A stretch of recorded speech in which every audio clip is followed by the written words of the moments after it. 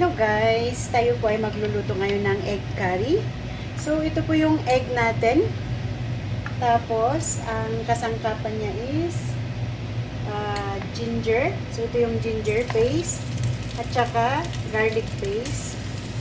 And then, onion. So, igigisa po natin ito hanggang lumambot.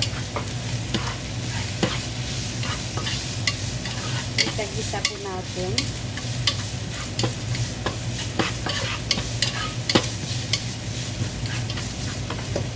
So, ayan. Very soft na po yung onion natin. Lalagyan po natin ng turmeric. Ayan. Turmeric. And then, lagyan ulit natin ng red chili. Ayan.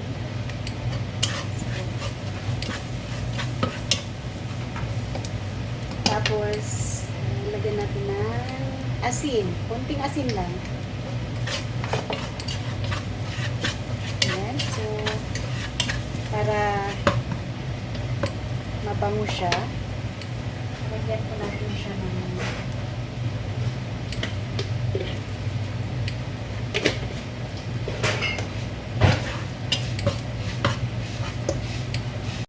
tapos, ilalagay na po natin itong na-blender natin na tomatoes, coriander leaves, at saka chili na red.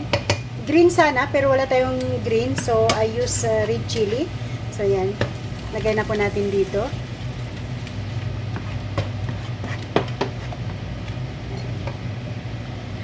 Ayan na po yung sauce ng egg curry.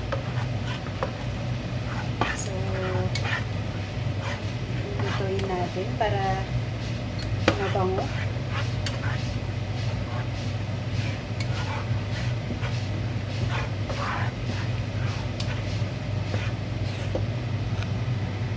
So, ayan guys, okay na po yung sauce natin.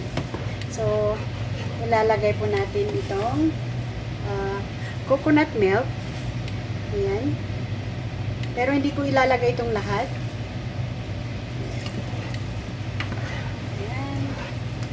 Ito na po tayo ng egg curry. Ito po yung egg curry natin. And then, ito yung itlog. So, I will put it one by one. Pataok. Ay! Hindi tumaon. Ayan.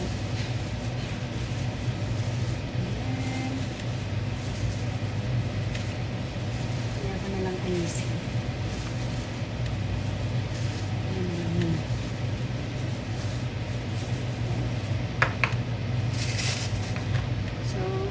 Slow fire po natin siya, hindi malakas yung yung apoy niya. So, ayan. Pataok muna ang itlog natin para pumasok yung sauce sa itlog. Actually, hindi ko sana hatiin itong itlog, pero para magkasya is hinati-hati ko na. Pwede rin kasi na buo na ganito. Tapos, na lang.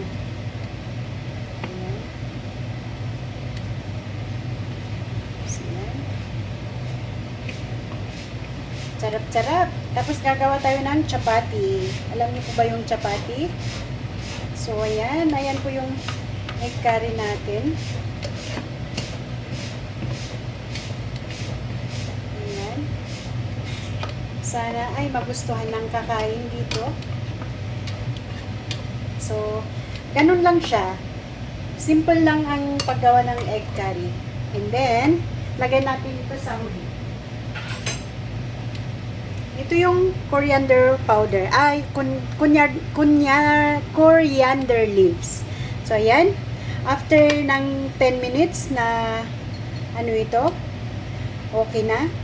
Ilalagay na natin itong coriander leaves para ang ganda ng arrangement ng egg curry natin. So, yun lang guys. Yan. If you want to try, then just follow my video. Kung masundan nyo. Ayan. Okay, bye-bye!